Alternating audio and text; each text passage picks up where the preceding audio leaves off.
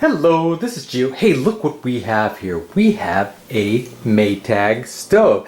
Actually, I'm not interested in the stovetop right now. I'm interested in the oven because the oven is not working. And what I think the issue is the igniter. Now the power's off and the gas is turned off, but I just wanted to show you what the inside of the oven does look like. Now the oven heating element's actually underneath this little plate right here. There's an igniter and gas actually comes out of this. This is a gas stove, gas oven. But there's also a broiler component which is up here. And if I could zoom in right here, this little device which you see right here is actually the igniter for the broiler component. Now this has a dual valve system, so the broiler is actually controlled separately with a dual valve than the oven component, which is underneath this plate here. So I did remove the racks, and I'm going to remove this little plate right here. And to do that, I'm going to have to remove two little screws, one right there and one right there. Now with those two screws removed, I could just grab the rack. I'm going to move it this way and then slip it under the slip here. Now I could remove the door to help me get in there a little bit easier, but I think I can do it without that. So I'm just going to lift the back and slide forward and then out. And so here's the culprit right here, at least I think is the culprit. This is the igniter for the oven. Very similar looking to the broiler igniter that's up on top. And this little pipe here has a bunch of holes in it, and this is where the gas comes out. So at a certain point the gas comes out and this little igniter starts heating and will start glowing and will ignite the gas and create a flame. So the gas won't come out until the gas valve opens up and allows gas to come out. Now that won't happen until the igniter heats up to a certain level. Now what the valve is looking for is a certain current amperage. And so when current starts flowing through the igniter, this little element that's right here starts heating up and starts glowing. And as it heats up more and more and more, the amperage actually increases. And so this igniter needs to start glowing really brightly and hot to allow that amperage to go through the igniter and to power the valve. And so until the gas valve sees enough current, it won't release the gas. And therefore, until this thing heats up, no gas will come out. Now I said I thought it was the igniter because it usually is the igniter. Now because they glow so hot, they tend to wear out and it usually burns out after a while. Now there is a way to test it. I'll show you how to test the igniter. And so we'll do that in a second, but I just want to show you right here that in back of the igniter is a wire. And so in back of the oven, there's a little plug that we have to unplug to disconnect the igniter. After we disconnect that plug, we're gonna take these two screws off to remove the igniter and replace it with a new one. Okay, but before I disconnect the old igniter, I want to show you what the new igniter looks like. It's basically a much cleaner unit, etc. And I want to show you because I want to show you how to test if an igniter is good. Okay, so I got my handy little multimeter here, and my Radio Shack multimeter. I put it on resistance because what I want to see is if there's any resistance at all going through this unit.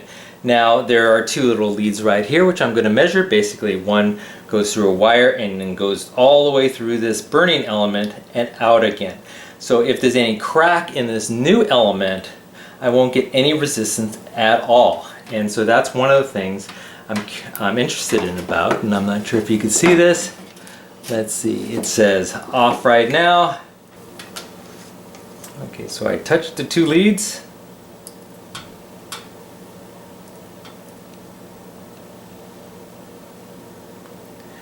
And there it's showing, let's see, 82.5 or 81 ohms. So there is resistance going through this, so I know it's a good igniter. Okay, so I'm in back of the oven here, and for this particular oven, I can the connection is behind this one little plate. Sometimes you have to remove a larger plate. Sometimes you actually have to slide the drawer, the heating drawer out, and that's how you access the connection. But in this one, I just have to remove one screw and remove this vent.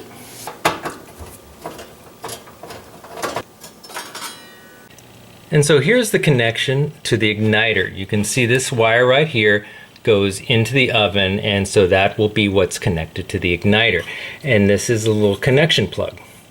So I'm just going to loosen this up, maybe with one hand, and disconnect. Again, the power is off, and you can see the terminals here look exactly like the new igniter. So hopefully you could see this. I'm going to take my multimeter again, and then go to this connection point right here and touch these two terminals. Now I've already done this because I wouldn't have ordered a new igniter until I tested this, but so I just take this, hopefully you can see the reading. So there you go, you can kind of see it's saying off, so there's no resistance at all, it's open. And so I'm just going to touch this terminal and this terminal, and there's no change at all, absolutely no resistance going through this igniter. So that suggests it's probably cracked in some way, or the wires fried, and so this igniter is bad. And so I'm just going to take this side of the plug and kind of push it in a little ways so I could pull it out the other side easier. And we'll go on the oven side and remove the igniter. So just remove these two little screws here.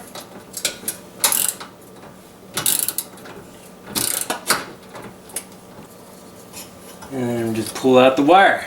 And there you go.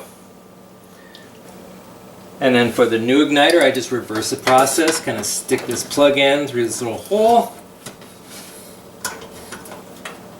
Put it in place and replace the screws. Okay, so we're in the back of the oven again. I got my multimeter set up. You can see it's not conducting. And so I just wanted to test the leads one more time to make sure I didn't break this thing when I installed it. And hopefully we'll get some resistance. And yes, we do. So we'll just go ahead and plug it back in.